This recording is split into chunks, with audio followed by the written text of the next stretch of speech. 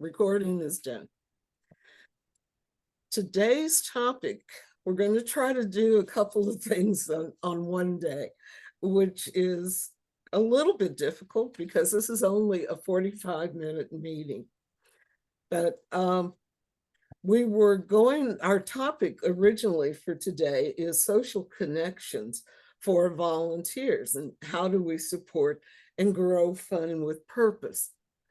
But we had so many comments and inquiries about the May meeting related to Montana and rural experience and the rural perspective that we wanted to give you a chance to continue some of that conversation, because we got to hear the presentation, but we didn't get much of a chance to go forward with that. So if you weren't here last month, we had Miss Nancy Anderson, who is an ASD with Montana, and she provided information about how they deal in Montana with the rural perspective. Now, I hope that you can see this. This is the presentation that Nancy put together. We're not going to go through all of it, but I did want to get you a chance to kind of remember where we were going with this last time. Let's see if I can get that up. Okay. Whoa. Okay. She had started out with it was the same old problem. We want volunteers in rural areas, but how do we keep them engaged? And what they have found in Montana is that we start out best connecting with people who are already engaged in their community, and that they end up being the best ambassadors. She listed all of the groups that they're working with in partnership and provided job duties for volunteers, which might be a little bit different from some of the things that we see in some of our areas. But one of the most important things that she talked about, or at least seemed to be the most interest for people, was the aspect of how do you fund all of these things, realizing that every state is different and funding opportunities are based on the priorities determined by the director and the executive council and the community. So these were some of the examples of things that they were doing in Montana. And they had decided to create a mini grant program, set aside $20,000 for grants that could be provided by their community ambassadors. Now, I provided this information in the chat. This presentation is available not just in the chat, but it's in the exchange group chatter. So we didn't have to go through this whole thing. Some of the kinds of Montana mini grants that were there. Fruit trees for community garden, summit shredding events. And okay. So I'm going to stop sharing that.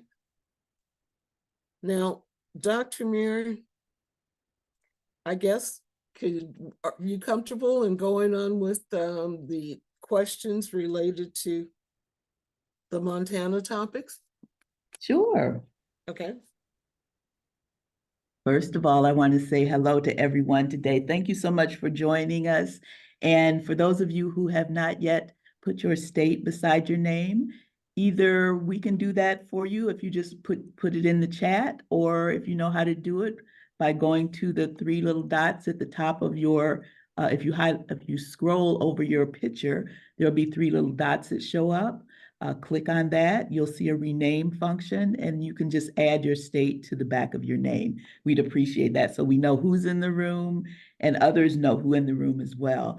So today, the questions that I'm going to ask, and I will put them in the chat real quick. What are you doing to make sure that all of your volunteers feel a part of your organization? And a second part of that question is, do you ask volunteers to help support other volunteers in doing this? And we always like to hear voices. And I see things popping up in the chat. Deborah's putting all kind of wonderful things in the chat as well too. So if you'd like to respond to the questions again, I put them in the chat, but you might have to scroll because Deborah's put some additional information there. What are you doing to make sure that all volunteers feel that they're a part of your organization, of our organization of AARP? And do you ask volunteers to help support other volunteers in this effort?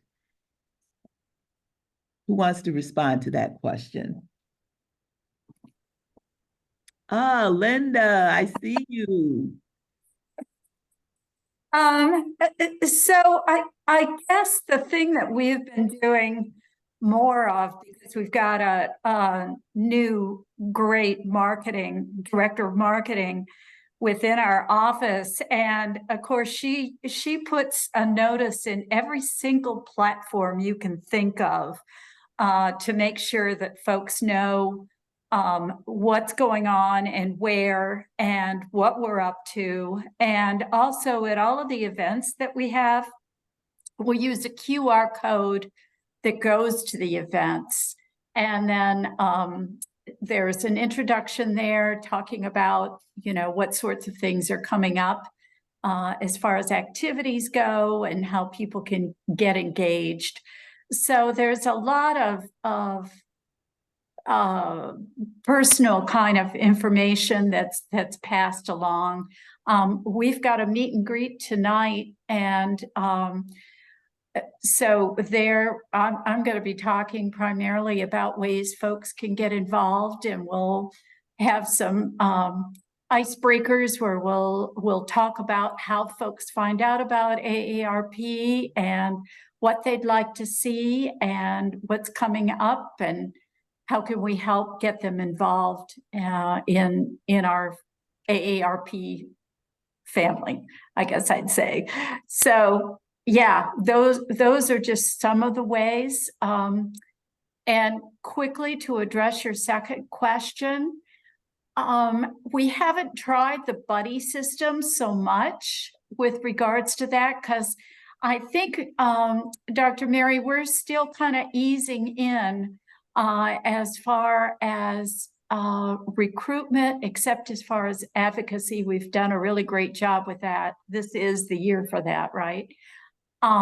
With our voter education and being more present out there in different kinds of events along those lines. But certainly something that we think is a good idea, and we'll probably incorporate it. Thank you, Linda. Always can count on you to kick off some great ideas and some wonderful initiatives that make volunteers feel an active part of the team. Who wants to go next? Do I need to scroll to see if there's some other hands? So I can Oh, go next. And I don't know if I've mentioned this before, but what I'm finding is with some events, because especially you've got the mix between the experienced volunteer and the new volunteer just attending their first meeting. And we want to get them engaged as quickly as possible. So the most popular events, as I've mentioned before, ice cream nights, the movies for grown-ups. And I find that rather than turn a volunteer away, I find a way I'll create a role for a volunteer if I have to, and I match up the experienced volunteer with an inexperienced or a new volunteer, and just to kind of like show them the ropes type of thing. And I'm finding that that works because it doesn't restrict who gets to volunteer, and it keeps everybody involved. So that seems to be working pretty well. Thank you, Mary. Again, some great suggestions. I can always count on Mary and Linda, always. And I want to go to the chat because JR says Right. that we invite all volunteers to participate in our virtual state lobby days that we do twice a year. So for those volunteers who probably are a little bit shy and don't know what to say or how to say, they get to observe. And I'm sure those who have a role, perhaps they get to speak. Is that true, JR? Yeah, that's true. What we do is we group together volunteers when we do our virtual lobby days with usually 2 to 4 volunteers in a group. And so it's a great opportunity to participate and still kind of learn at the same time. And ever since we've been doing this virtual lobby days, it's been growing each and every year. And so it introduces people in a safe way. And a lot of people actually enjoy, and they find out it's not so hard to do. Thank you. And Valley, I see your hand up. Yes, ma'am. Yes. So, in addition to what everyone else has mentioned in their state offices, AARP Maryland, we've had a series of huge events actually last month, and then June especially. We have these huge events that are happening that provide leadership opportunities for more experienced volunteers, and then observation opportunities for those that are just joining. And it's such a huge number of different program events that people can kind of pick and choose what may be their interest, in terms of how they want to start to engage. So, for instance, most recently, just in the last couple of weeks, we had a huge advocacy lobby day in which we mobilized probably 40 to 50 volunteers to walk the State House in Annapolis just to, talk about, issues that are important to us. And by word of mouth, that started to recruit some other people because they wanted to be involved too. This month, AARP Maryland, just this week alone, we are working on Protect Week, which is, the week in which we are mobilizing folks to kind of deal with fraud issues with seniors. And so we had a kickoff press conference yesterday. We have a number of, in-person, virtual, and all kinds of events. But volunteers are kind of leading the charge in terms of setting the agenda for each of those events, which has given them an opportunity to not only work within AARP, but work with other organizations that are mobilized around this particular issue. Next week, we are going to be doing a huge Juneteenth event, across, over the entire week, starting the 15th, culminating in a huge Juneteenth event on the 19th. That's going to attract thousands of people here in Maryland. But again, volunteers are being put in positions where they're being keynote speakers from stages. We have volunteers that are presenting, stuff on the history of Juneteenth in Maryland, all kinds of stuff. And so we've been able to kind of pick and choose, which has been, a great way for people to kind of do what they think they can do best, so I think, starting to now, what we have to do is kind of codify and document how we're doing this so that we can replicate this, in later in the year. But, I think we have a lot of things going on that really get people excited. You do. I want to Yeah. come to Maryland. Wow. Mhm. And what you described, so many opportunities for ladder of engagement for Mhm. volunteers, and many times new volunteers don't realize that roles such as just being a greeter or in a Absolutely. virtual space, being someone that monitors the chat or someone that lets people in, from the waiting room are significant roles. And that's part of being integrated into the ladder of engagement of volunteerism. So thank you so much for giving all those examples, Valley. Yeah. I appreciate that. Thank you. In the chat, Linda Anderson from Idaho says, with a caveat that I'm new, so I've issued your caveat, Lisa.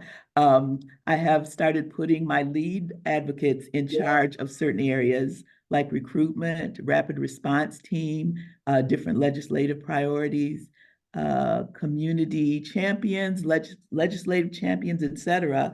And I've slated them with growing their teams with my assistance and guidance. So again, a tremendous example of not only inviting volunteers into leadership, but various ladder of engagement roles for leaders. So thank you, Lisa, for providing that. And being new, you certainly know all the ways to engage volunteers. So I don't think you're really new anymore. And Deborah, I don't know if you saw that Teresa asked if you could put the link to the last Yes. meeting chat. Okay. And I've answered. okay, I've answered that. Let me see. Mary, did you want to speak about your legislative lunch at the Capitol? Well, because after I stopped, we did have a legislative lunch, and volunteers from all our communities were asked if they wanted to participate in. And I was really surprised because I have to be honest with you, I did not think any volunteers that were engaged in community would be interested in doing anything advocacy wise. But I was pleasantly surprised. And because they wanted to get to see another part of AARP, and even though they don't attend the advocacy meetings, they had an opportunity to serve as greeters or make sure that there was material on the tables, just to get to see what the event was in action. So it was really a great event. And like I said, 40 volunteers was really good. And we were all in red, I love that sea of red. So yeah, it was really, really great. And so, yeah, that kind of worked out really well. We're doing a Scam Jam Thursday.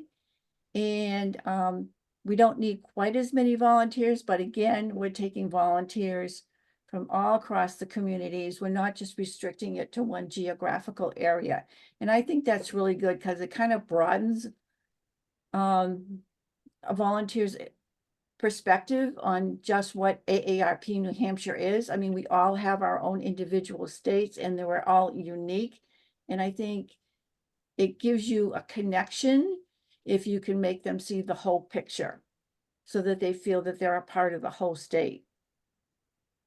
And I know for me, thank you, Mary. For me, sometimes I just need to see I need to see the whole picture so I can look and see where I fit in or where I can slot myself so that I don't bring attention to myself.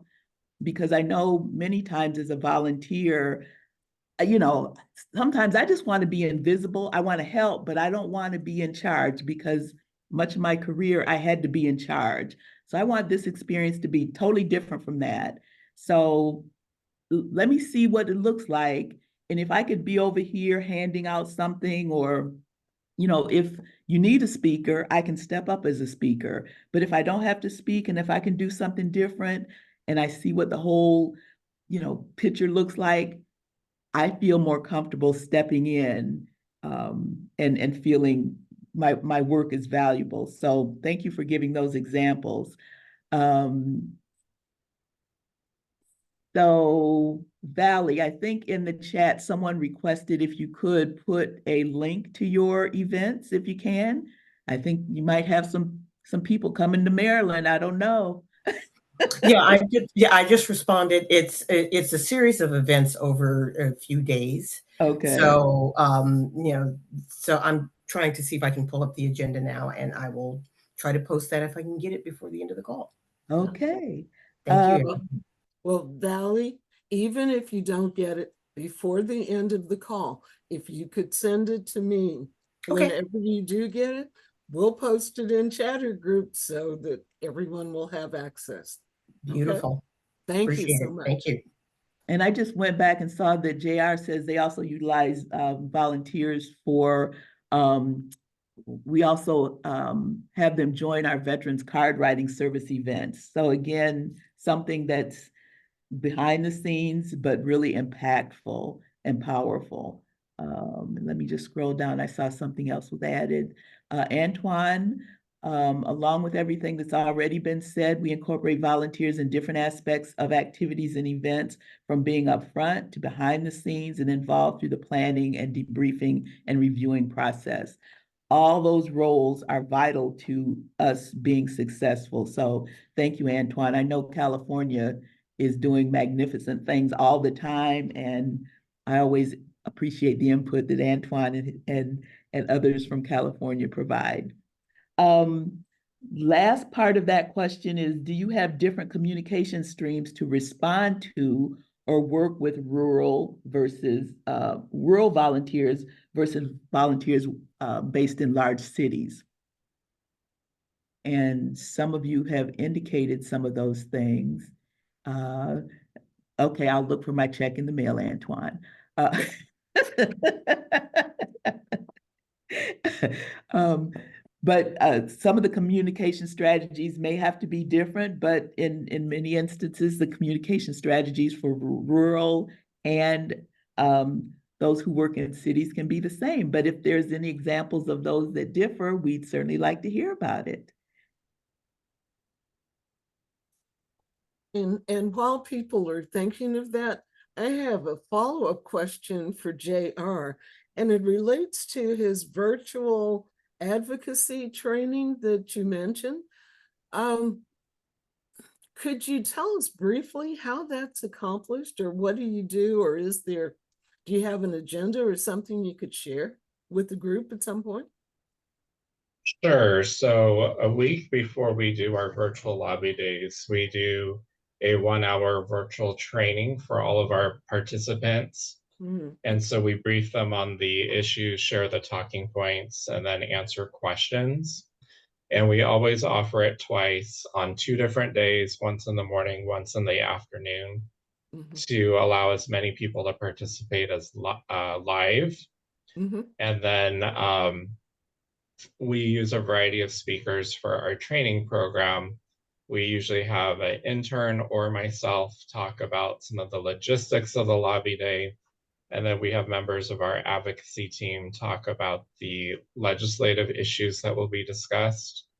And then we also have a communication staff to talk about social media and taking photos during the program. And so it's definitely a good team approach. And a lot of the volunteers who participate, most of them come back over and over again once they've had the experience. Okay. Thank you very much. And if I could just add one more thing, and then Antoine, I'll come to you so I can collect my virtual check.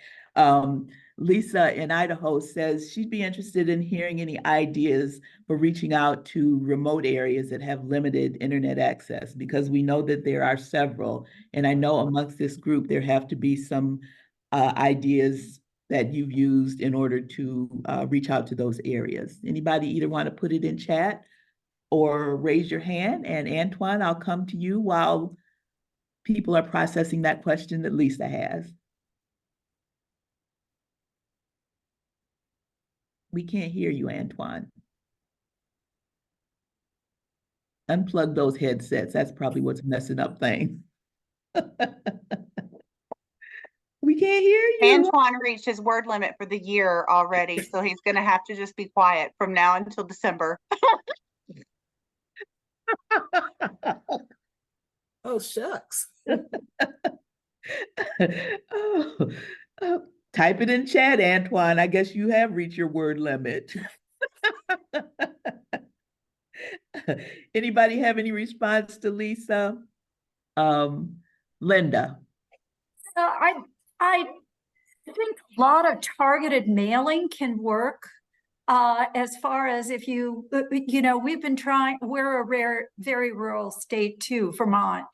And so we do targeted mailing because mailing is expensive. But if we've got several events that are going on in a particular area, we'll have, there's a coupon for the Vermont Symphony or for a play or something along those lines. Or if we have a legislative coffee or something.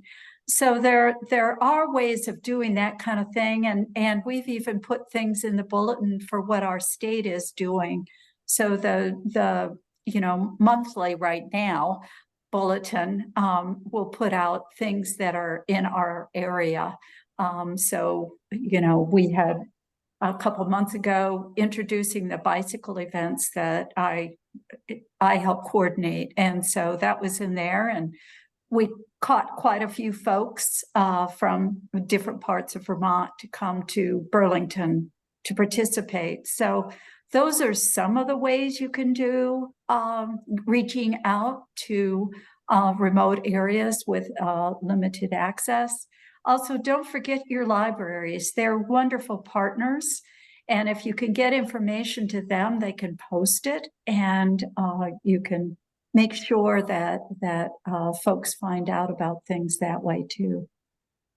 Thank you. Thank you for lifting up libraries, because I know even when I go in my local library, I always look and see what they have on their bulletin board or on their counters, because that's where, the information that is not somewhere else is going to be. So thank you for all those ideas, Linda. Deborah, I'm No. going to turn it over. Oh, wait a minute. I see one more. I was just going to say, you could also reach out to the local senior centers and post flyers and information. Yes, a very, very good idea. Thank you all. Okay, well, Antoine, let me say what Yes. Antoine, he was trying to say it, so he took the time to put it in the chat. He was okay. to add to JR that the cool thing about Lobby Day is that there are people who aren't advocacy volunteer positions join to observe and participate in an area to see if they're interested. And folks from all over California, rural and otherwise, do that. So it's an opportunity again to see what it looks like, and it might not be as scary or as intimidating as one had created in their mind. And next time they might be a lead of the conversation. Thanks, Antoine. Thank you. Deborah, take it away. Yes. Okay. Well, Ms. Linda, I know you've talked a lot, but I want to ask one more thing, please. You mentioned bicycle events, and that sounds like fun, which leads us to some of our other questions. But so could you explain what that is, please? Yeah, so we have monthly rides that we do on a rail trail. So we have those the third Thursday of every month. I like the alliteration there. And we kick off the summer program that we have by having a workshop, a mechanical workshop first. So you know how to change tires and figure out the different parts of the bike and things along those lines. And then we have the monthly rides. And we're also partnering with some other folks from in another area where we're going to be on a rail trail and do another ride in the end of July. So it's just a way of getting folks on bikes. We do it at 6 o'clock in the evening so that folks at work can make it too. And then we end up getting together afterwards with at a bar or someplace to have a soft drink or whatever it is you'd like, and do that mingling at that point in time, which builds up numbers. And then you can sit there and talk about all of the other activities that AARP Vermont is doing. So trying to link different sorts of activities up. I mentioned about the meet and greet, Deborah, that we've got tonight. And at the same time, we find that that area where we're going to go tonight doesn't have a great deal of legislative support. So we've invited all of the legislators that are in that vicinity up in the islands to join us so that they can find out about some of the things that are running for office, Republicans and Democrat and independents, find out what AARP is all about so that they can meet their constituents and see the sorts of things that those of us that are 50 plus are involved in. Just a couple ways along those lines. Great, thank you very much. I appreciate hearing about that. Yeah. It's another way to get us involved and active. Yes. Well, we're because- also doing, Deborah, since you asked, we're also doing pickleball. So we've started going to different parts in the state with the pickleball. And I know that's something that National is trying to get folks involved in. So, you know, we have to take advantage of summer in Vermont when we can. And we all go outside and do things until we can't do them anymore because of snow and ice. So it's really important to make those activities happen in the summer. Thank you for leading us to the next set of questions, which is, our first one is, how can we use the social connection aspect of volunteering our work to recruit new volunteers? And I think you just led into some of that, right? How do you support state and community priorities when growing fun with purpose? Anyone have any thoughts they'd like to share? And of course, this is to our social connectedness topic that we had. And that one came about because there's a group in AARP called PRI, which stands for something weird, like, I'm not exactly sure.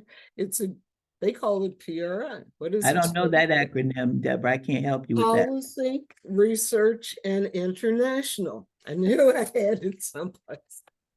And back in September, they produced a report on the social, mental, and physical health and well-being of volunteers. And that was a summary of the research that's gone on.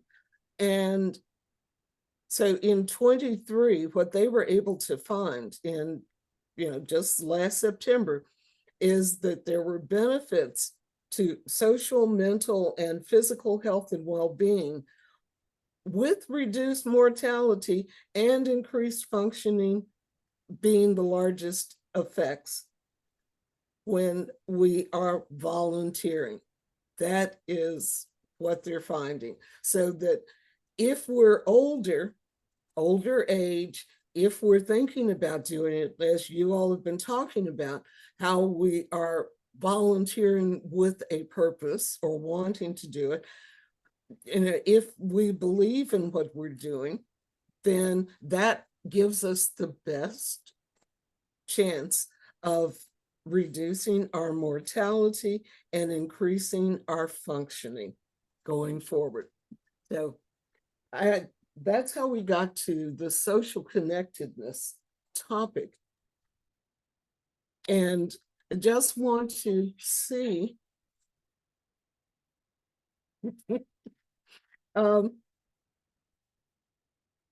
wanted to hear, are there some other aspects of the work that you're doing that you'd like to share with the group?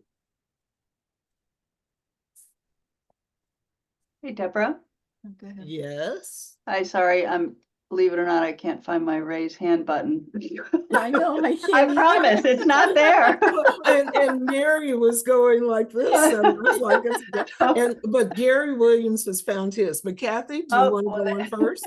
I will. Kathy? Just to say, a lot of the volunteers here, I think, are familiar with that term, fun with purpose, but I would just put an extra dot on it to say, fun with purpose in ARP land is having a fun event and then sliding in the social mission somewhere, right? So a fun event, like an ice cream social, right? Absolutely a fun Right. event.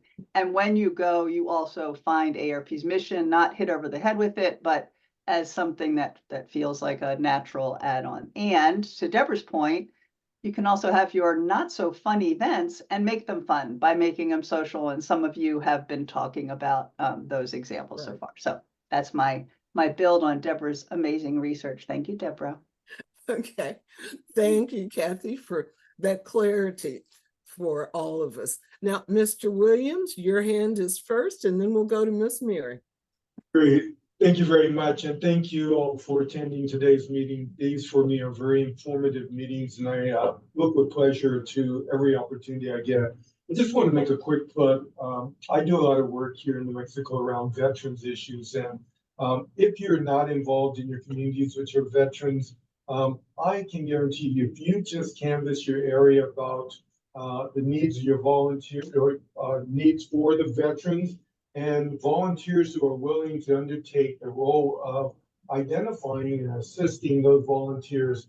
I got a request just this morning. We in New Mexico participate through sponsorship in recognizing the final process of veterans being laid to rest. And there are an awful lot. This year we have nearly 40 veterans who have unclaimed remains.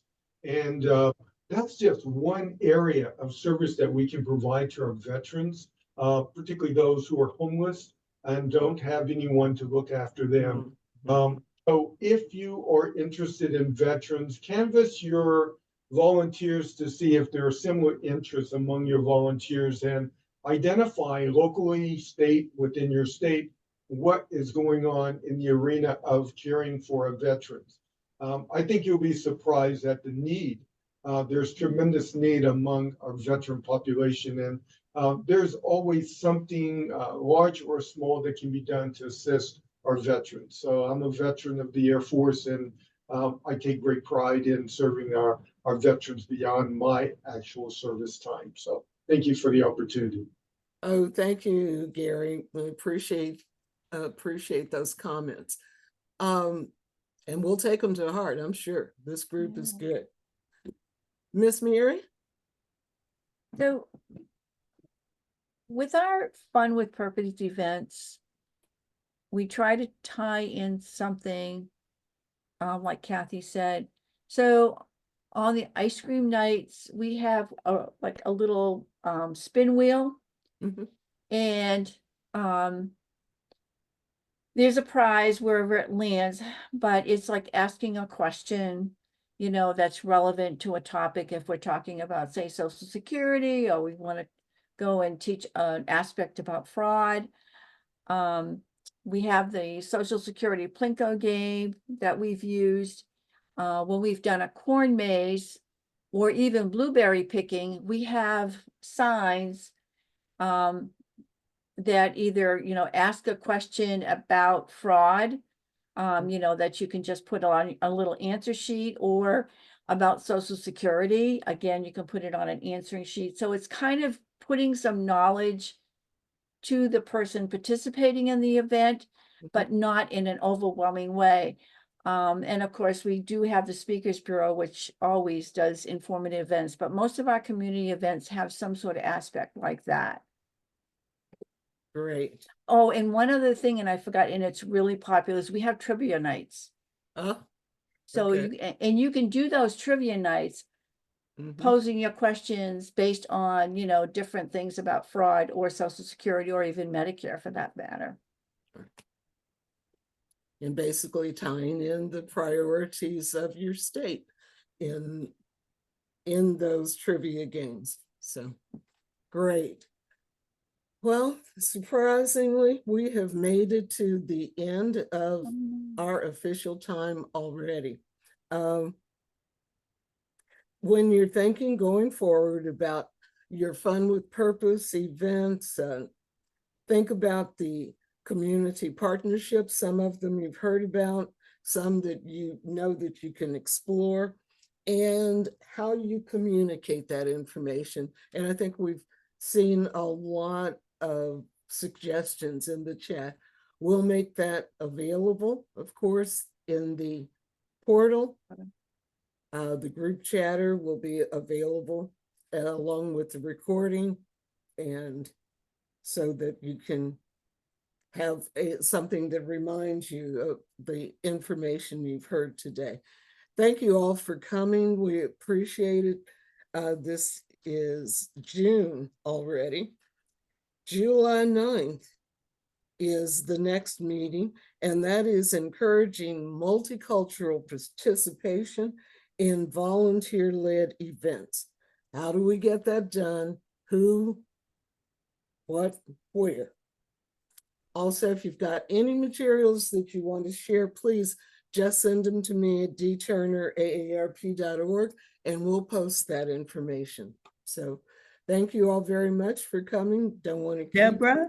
Yes. But I just, I want to make sure that I address Tara's comment because it's important to the question that was asked Oh, about okay. remote access.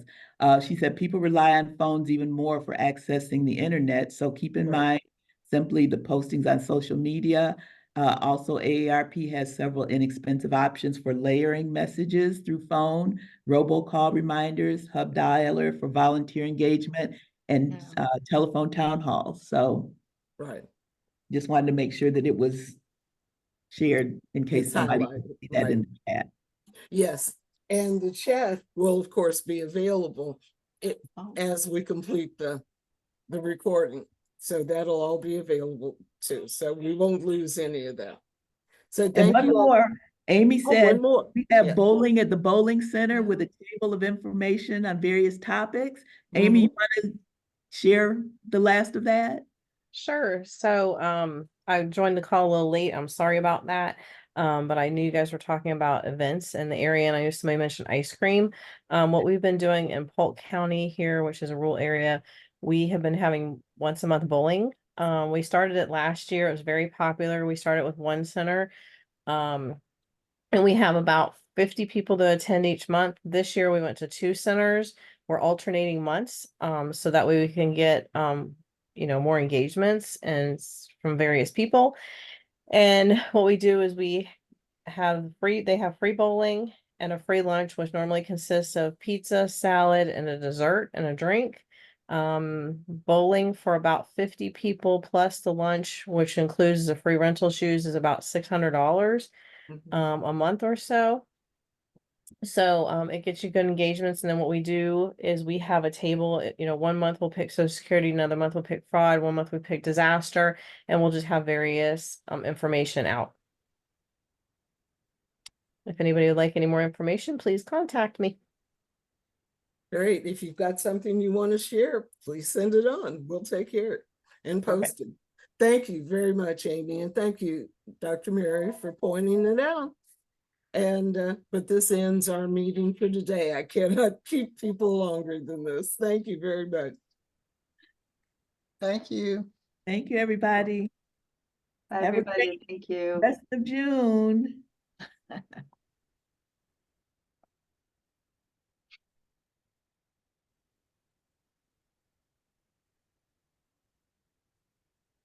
Deborah, you want to stop the recording? Sure.